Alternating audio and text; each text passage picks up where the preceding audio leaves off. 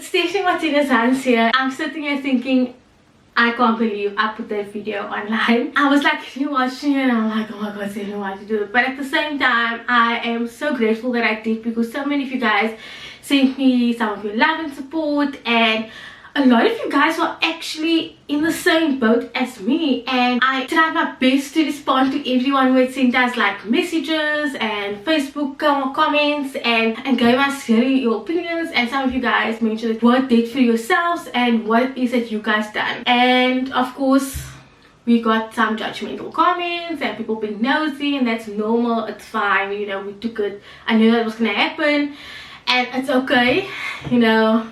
It does hurt a little, but at the same time, my family is trying to get out of the debt that we're currently in, and so we're working hard towards getting out of it. A few of you asked me to do a budget video, and I was like, I don't even know how to do a budget video, like what is it? And I spoke to some of my friends and colleagues about like how would I approach this thing. Full disclaimer, I'm not a financial advisor, so whatever I'm doing might not work for you. I'm doing what's working for me at the moment. I will just share it with you if you guys are also trying to become debt free and just want to get out of this financial mess that we put ourselves into. With this budget video, I'm going to do one every month. So I'll share my highs with you, I'll share my lows with you. The only thing I will not be doing in this debt journey is disclose my income. I feel like that's can of worms I am not prepared for, especially with the article I read, I think about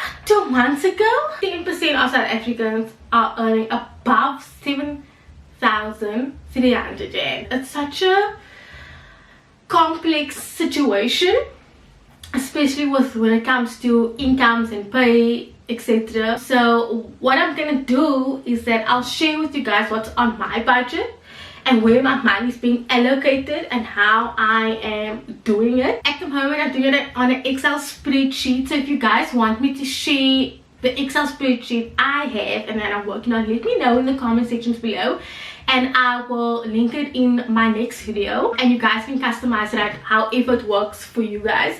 But one of the things a lot of us don't do is make a budget, and that was one of the things that was an issue for me and why I was frivolously spending such a lot of money on crap, and why I was only paying the bare minimum on my debts. I'm going to explain to you guys what's currently on my budget at the moment, and we can take it from there, and you can just tell me guys how you want this to go moving forward, whether you want it to be in this type of format or in a different format. My husband generally gets paid on the 21st. I generally get paid between the 21st and the 27th, and then because I've got a second job, I get paid my second job salary at the end of the month. So my month really stretches from the 21st of February till the 21st of March, because this is my March budget, right? So in my Excel spreadsheet is my income, all the money that I'm getting or we are getting into our bank account. Calculate all the income that you are getting, right? So we know how much money we are collectively have in the household, to the cent, guys, really to the cent. Like the cents is important. Then I've got a column called recurring expenses. So my recurring expenses are basically all the things that I need to pay every month, right? So I need to have a roof over my head, so I pay for rent. I don't have, it can be rent or it can be your bond, your mortgage, whatever it may be. And then I've got my groceries, fuel or transportation, water, electricity. I've got my phone contract and Courtney's phone contract.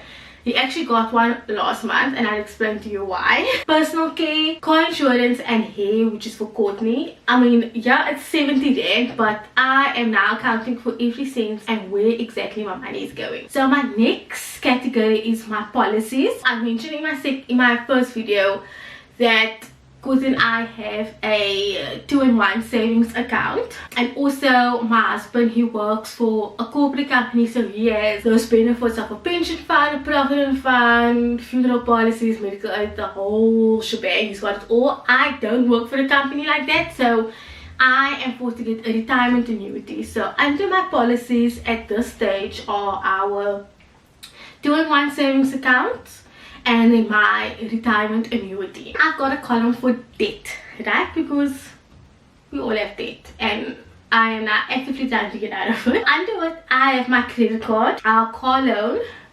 and my SARS situation. If you guys don't know, you guys can watch the first video. I give you a summary of how I got into that whole debacle. And then I've got a section for savings. Savings is not much, to be honest, because I can't exactly save when I'm trying to get out of debt. But I am having an emergency fund because there are emergencies that do occur in the month, like your kettle breaks, or your car has to go for the service, or I don't know, your phone breaks or whatever, or you can get retrenched and you need to have enough money in there to survive for the month or for the next 3 months, I'm not sure. And then I've got a time bank account, which is gaining money on the money that I put in. So basically it's compound interest. So I tried out last year in December, I only put 100 rand in, and so far it's gained like a rand and a few cents. Then my other column is subscriptions and fees. If you've got a Netflix subscription, or you've got, I don't know, Adobe subscription or whatever, really put it down, because we are now accounting for every cent of our budget, right? So under my subscriptions is my iCloud and iTunes, because I've got an iPhone, so I have to pay for those things. Membership thing, that is like 25 rand, and our bank charges. And then I've got a column for all those extra things, like those things where you have to have a car service, or you have to buy a new tire, or in my case I have to get a new ID because I'm married now. So I then see whatever is left, I then allocate it into pushing more into my debt. And then I watched a video the other day about a woman saying that you should actually have a zero limit budget. I was like, what the heck is that? Because when I was doing all the calculations, I was subtracting everything from the income that we were getting. I was like, oh my god, I need to have X amount of money in the total left. But she was saying that what you want is that you want either a node balance or a positive balance at the end, because now you know that you've used all the money, all the income, and you've dispersed it into all the different categories, and there should actually be no money left. It shouldn't be the negative, but your money should be allocated into the specific categories. For the month of March, I have to pay for Courtney's new phone contract, which is going off this month. And you might be thinking, why did I get a phone contract when I'm trying to be debt free? Courtney's phone died in the middle of January, guys. His phone died, and I was really secretly hoping and praying that this phone would die by the time my phone contract had expired or had been done. But no, guys, no.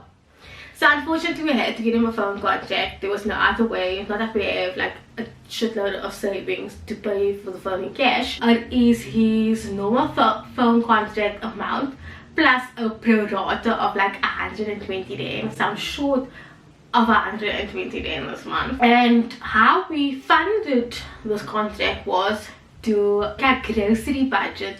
Oh, I thought I was done with my student loan, and I got a statement a few days ago saying I still owe 150 rand on my student loan, guys.